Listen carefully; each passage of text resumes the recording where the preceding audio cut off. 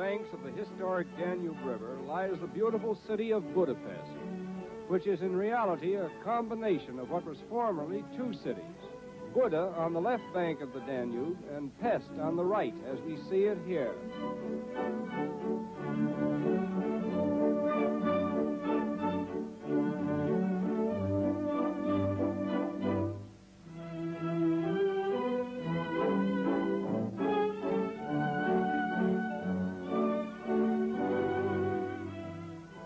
During the past 50 years, the population of Budapest has increased from 300,000 to over 1 million inhabitants.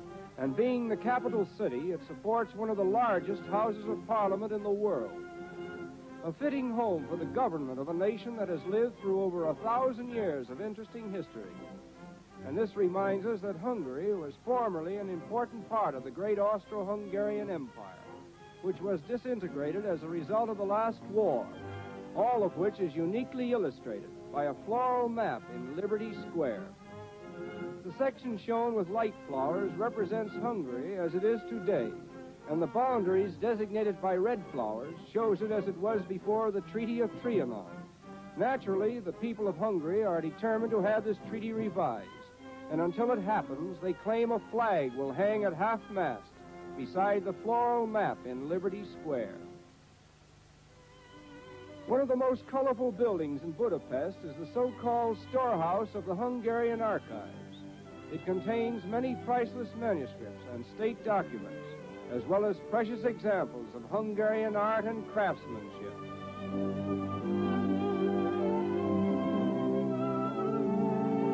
The shopping districts of Budapest are on a par with the best of those in modern cities, and one may purchase here the choice products of Hungary as well as the world at large.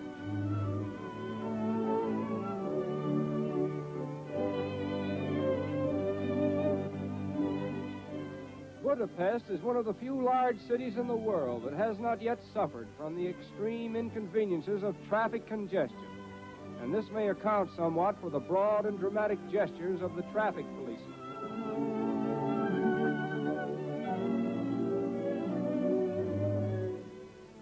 The year of 1849 was a most important one in the history of Budapest, for it was the year in which the famous Chain Bridge was completed, the first of its kind in Europe, and even today it is one of the city's chief attractions. At first it was thought insufficient clearance had been allowed for the larger steamships, but an ingenious method was discovered whereby smokestacks lean backwards in humble obeisance as they pass under the bridge.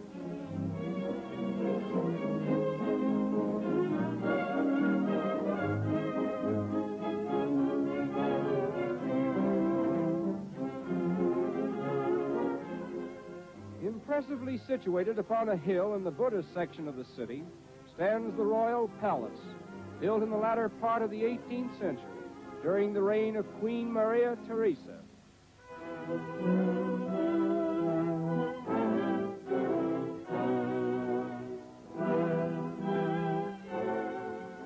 No history of Budapest or Hungary would be complete without including a few facts about St. Stephen, to the memory of whom several memorials are consecrated. About 1,000 years ago, St. Stephen, who is reported to be the real founder of the Hungarian nation, was crowned by the Pope as the first Christian king of Hungary, and by this act, a country formerly under Eastern influence was brought into the fold of Western civilization.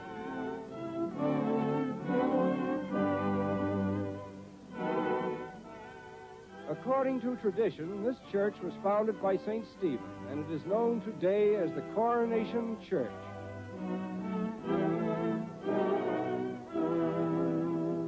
On an artificial island stands the Museum of Agriculture, considered to be one of the best constructed buildings in Europe.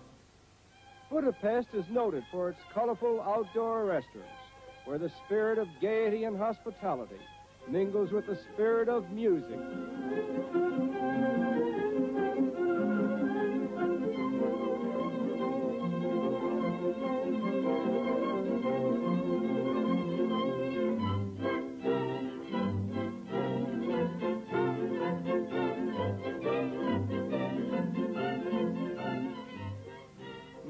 composer has done more toward glorifying Hungarian gypsy music than Franz Liszt, one of Hungary's greatest contributions to the world's Hall of Fame.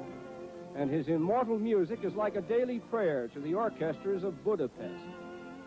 On Margaret's Island, there is a thermal grotto in which it is said a holy man once lived and wrought miraculous cures by bathing people in the thermal springs that are found all over Budapest. As a result, the fame of the springs spread broad, and consequently, Budapest has become one of the most popular watering places in the world. This is one of the largest outdoor swimming pools on Margaret's Island, and although it is kept intact by artificial walls, its water supply comes from natural springs under the floor of the pool. It is estimated that 5 million gallons of water flow from Budapest's numerous and variegated springs every day. There are about 80 outdoor swimming pools, and one of the most popular of them is known as St. Gellert's, where artificial waves are created by a mechanical device at the far end of the pool. And now, let there be waves.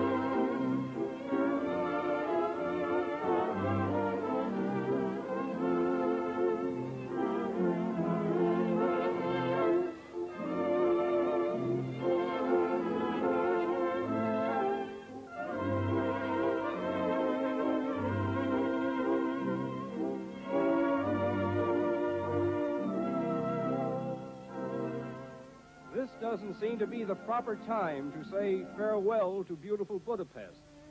But that's just one of the hardships of world traveling for those who must always give way to the limitations of time.